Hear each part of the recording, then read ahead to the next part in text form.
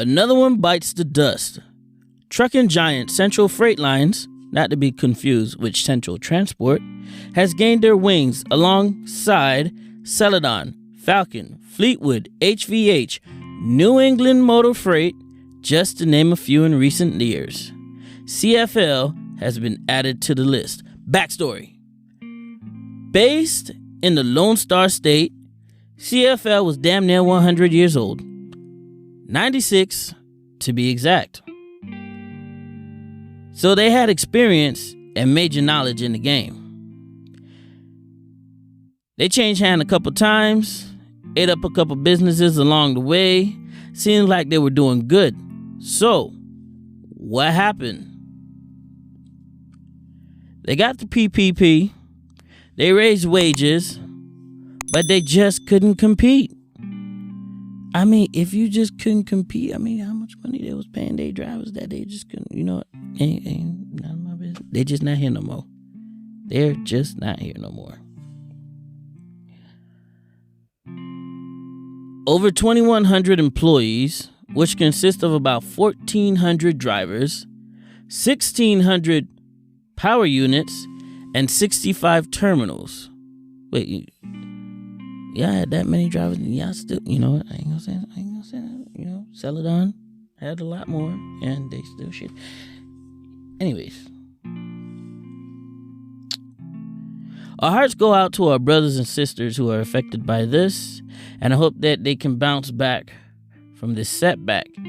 It's unfortunate that a lot of them had to hear the news via social media before getting the official word. Which brings me to an issue I've noticed in this industry. Why trucking companies don't like giving due notices of impending doom to their drivers so that they can get their bearings straight.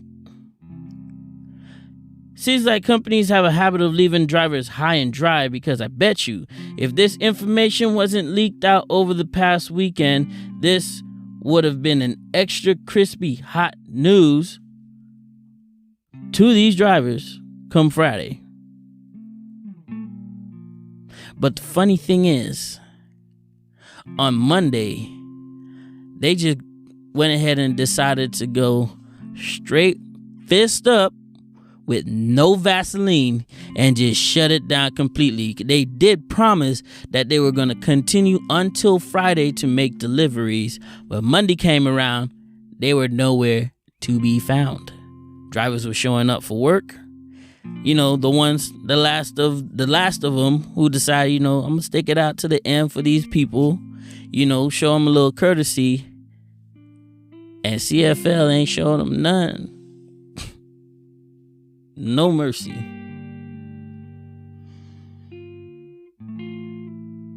Funny thing is, it seemed like they tried to sell the company and nobody wanted it. They had a couple of companies wanted pieces, certain areas of the company, but not the whole thing. And CFL was wanting to sell the whole thing. And nobody wanted it. So that got to tell you something. Because not even the Canadians wanted in on this, and they've been buying up companies left and right. I'm looking at you, TFI. I'm looking at you.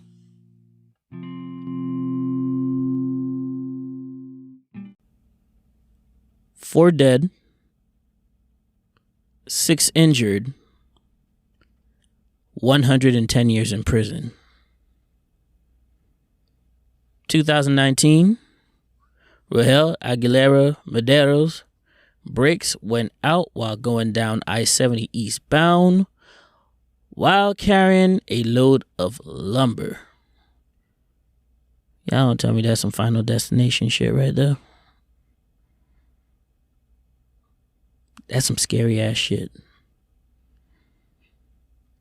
Medeiros failed to take the runaway ramp and opt to continue down the mountain on a steep grade, gaining speed and eventually make it to the bottom. Surprised he ain't flipped that shit over while he was on the way down. Fortunately, he ran into some slow traffic. His truck caused a pileup, which caused a fire,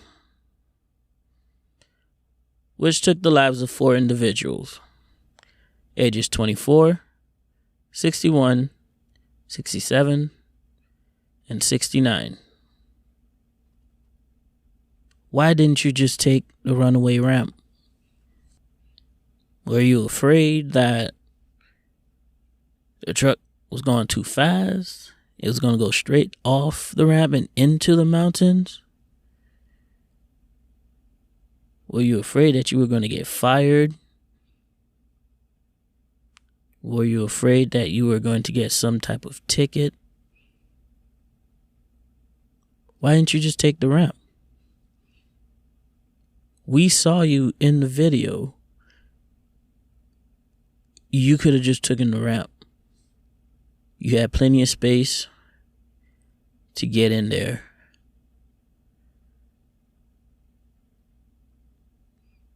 But if you had took that ramp, you'd have probably had another job, but you wouldn't have 110 years.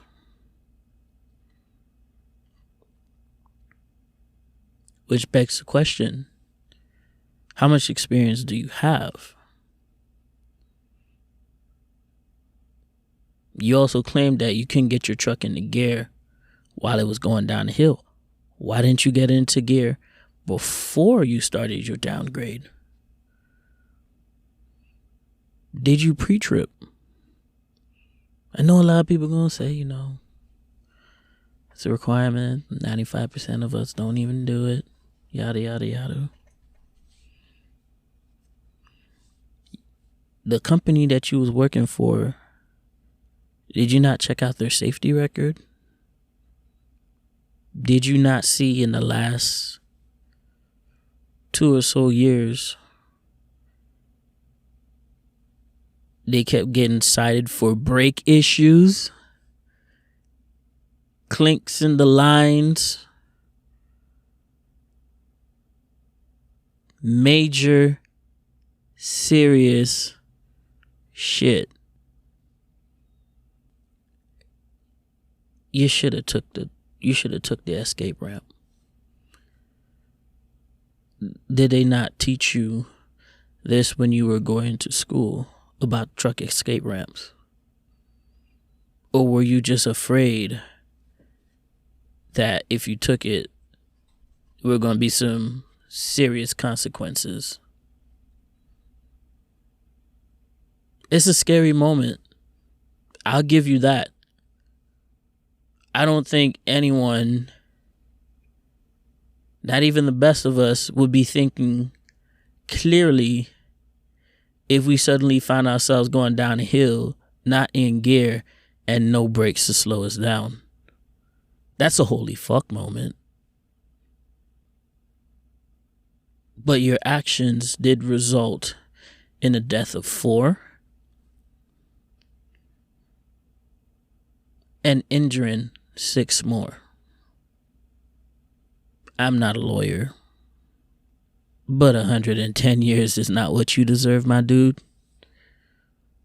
Not compared to what other people get for intentionally killing people, intentionally getting behind a wheel while drunk and killing people, or intentionally just recklessly driving down the highway. We're going to get to that later on down the road. You guys need to stay tuned. I have something to compare this case to.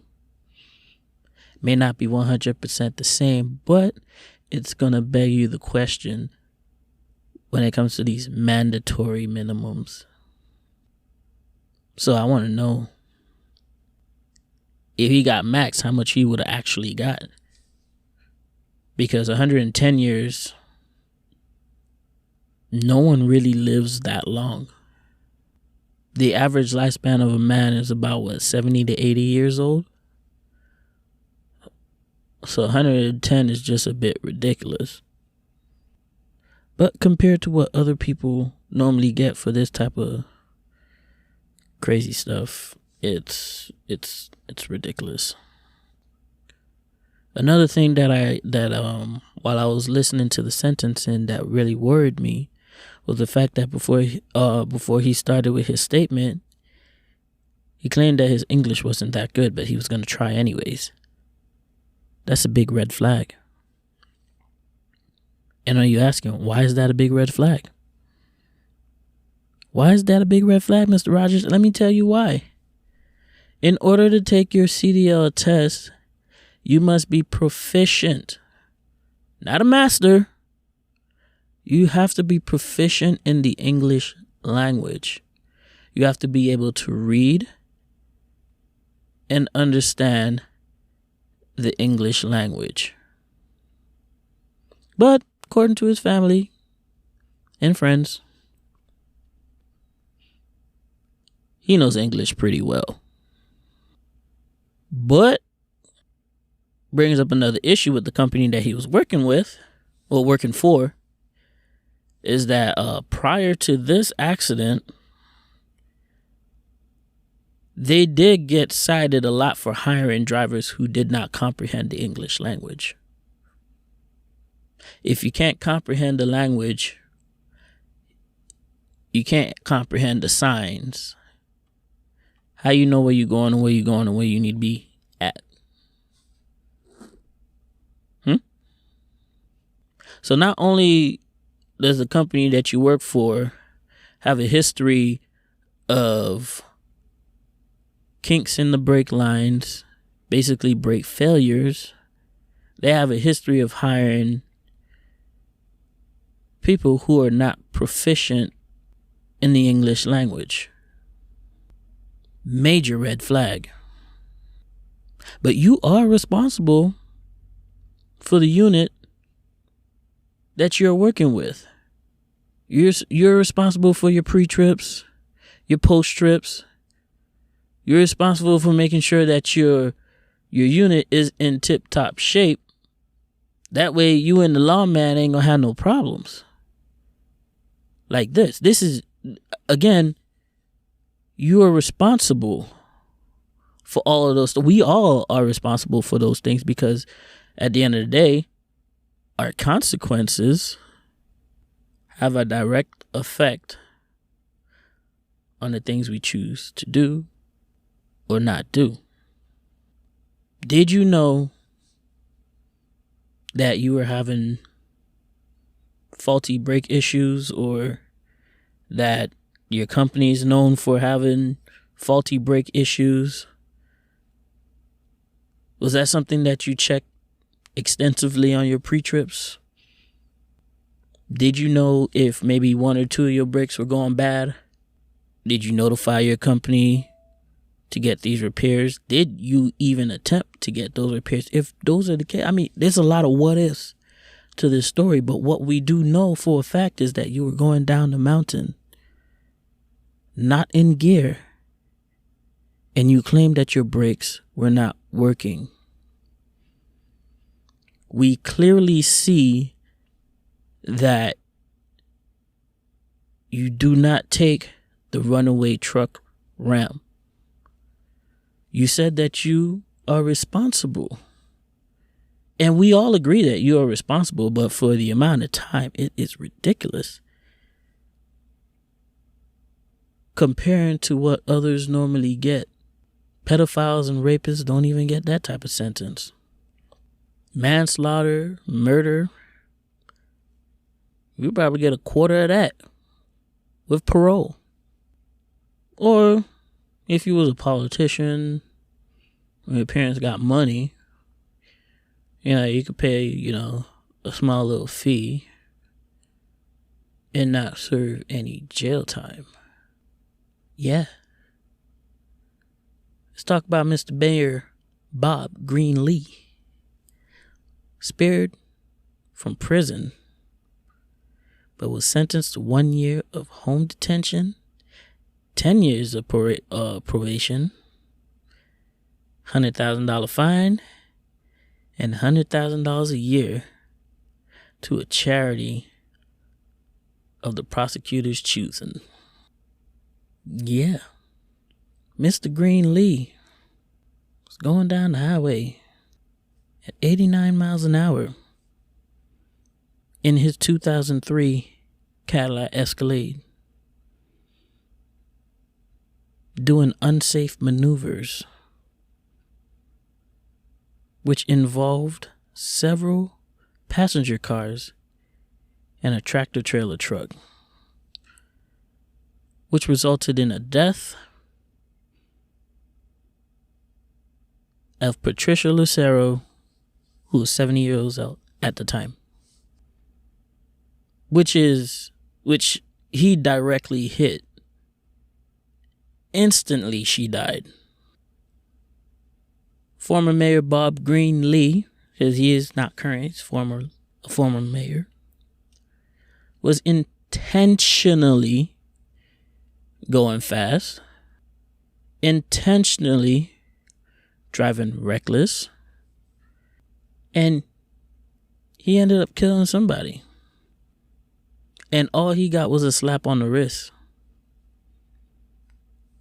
compared to what Mr.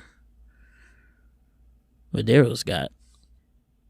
Pleaded not guilty at first. You're already at your end of your life, basically. You don't want to spend any time in prison. You probably would only spend like 3 years. Pled out. Would have gotten 3 years. But the judge was pity. Spared him from spending any prison time. Instead, he got home confinement, 10 years of probation, $100,000 fine, $1 million in charitable donation. The former mayor contended that he does not remember what happened. His defense played he hit his head so he don't remember anything. Cap.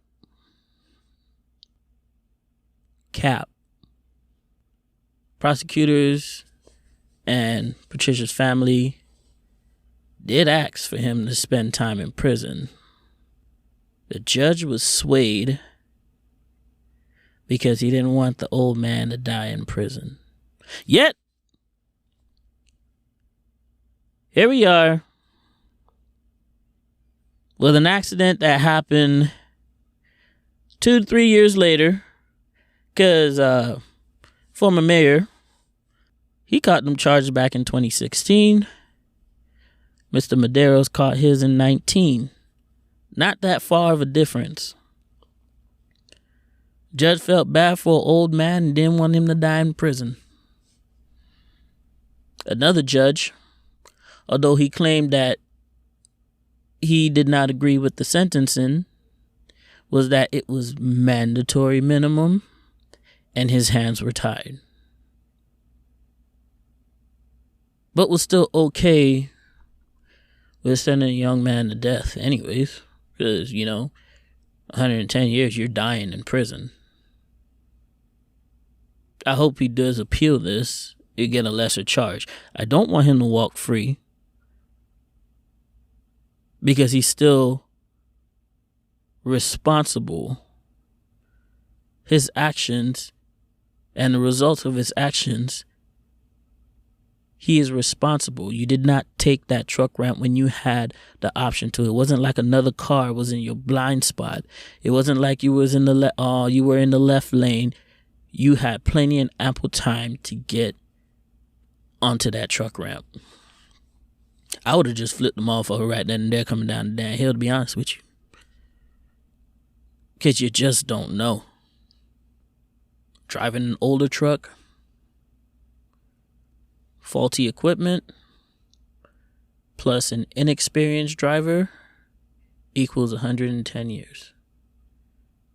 People who commit murder intentionally get 26 to life with parole. Child molesters and rapists may get 5 to 10, probably out in 3 for good behavior. Rich retired mayor don't even spend a day in jail. He gets to pay $100,000 fine, gets 10 years of probation, 1 year home confinement, and pay $100,000 a year for the next 10 years in charitable, untaxable donations. But here's the kicker. Mr. Mayor contended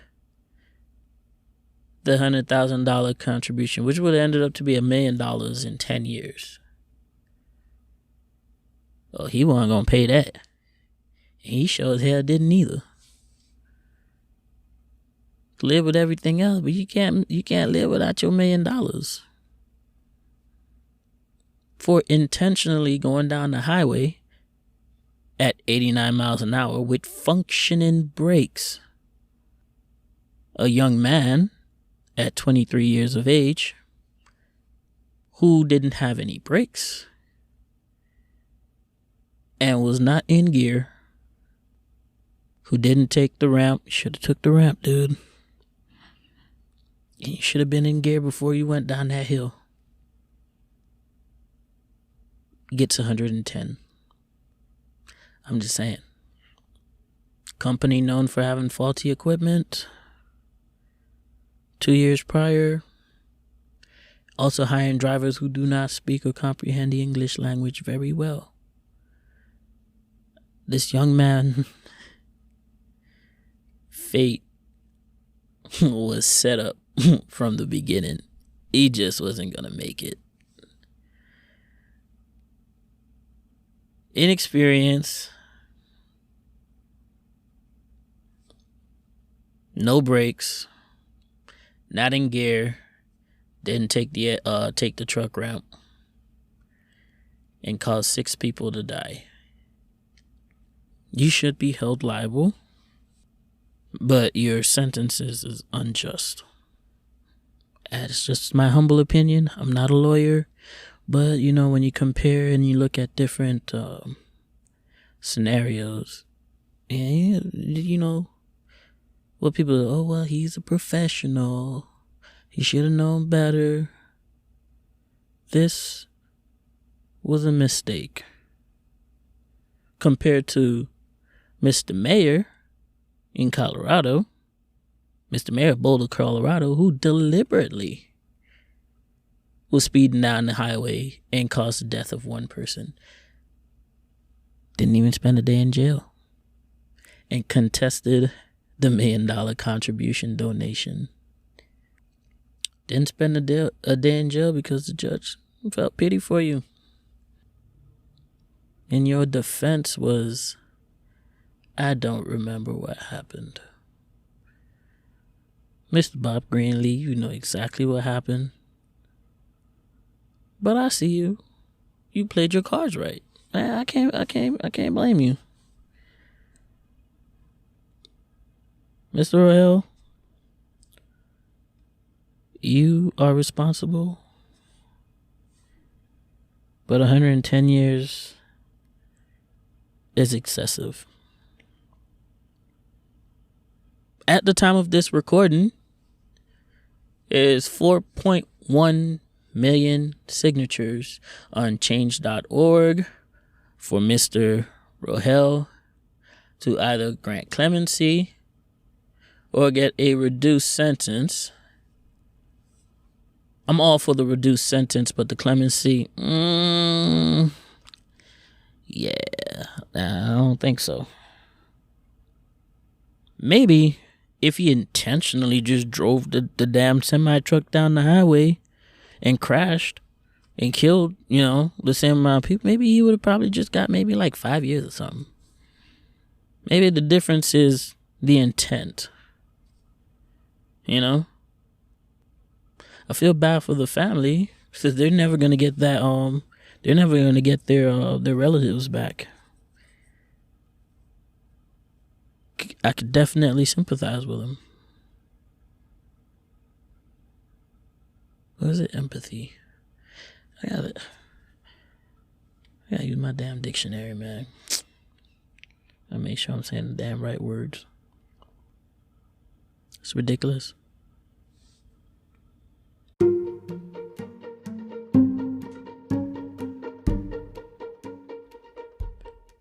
If you drink and you drive a semi-truck, you're lower than scum. Just period. But what's crazy is that Schneider is putting breathalyzers into 8 of their trucks. Come on, man. You can't trust your drivers to be safe on the road and not drink. Schneider will become the first truckload carrier to conduct a trial development of life-saving, air quotation marks, developed through the Denver Alcohol Detection System for safety programs. Life-saving technology, air quotation marks. The sensors will log more than 100,000 sensor miles for each vehicle outfitted for a collective total of 1 million miles. The pilot will help refine the technology by increasing the stress that the system is put under on the road, exponentially increasing the number of miles driven and exposing the system to new drivers and a wider range of environmental conditions.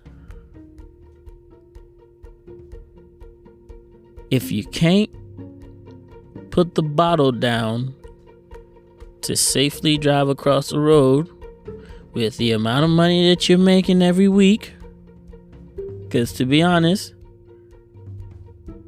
it's not that much, but it's a whole lot more than what you're used to making, you shouldn't even be in the truck. If you gotta take drugs,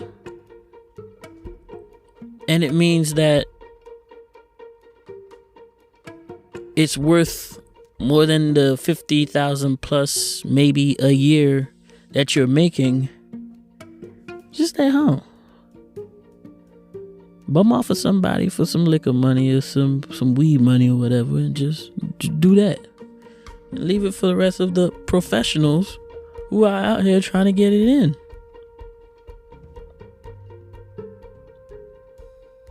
But come on, man, Schneider, really? Breathalyzer in your truck? I see what it is. You just want problems. Always.